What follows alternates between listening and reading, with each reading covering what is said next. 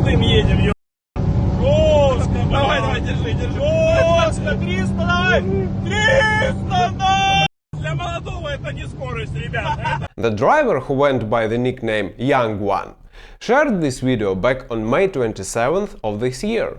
Somewhat ironically, his Audi had pretty ominous license plates, 666s. He got those plates thanks to his connections with the local police. He often removed them before speeding in order to not get caught on speed cameras. 4 months later, on September 25th, Young One once again removed the plates, threw them in the trunk and sped down the highway. This footage showed us his final moments. Crash experts agree the speed of impact was no less than 220 km per hour. At that speed, the driver had no chance to react to the truck's lane change in time and couldn't slow down. His Audi ended up halfway under the semi-trailer.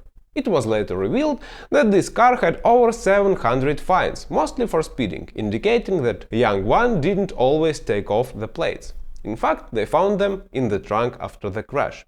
This whole situation shows us that despite all the financial wealth and connections to the law, no one can break the laws of physics.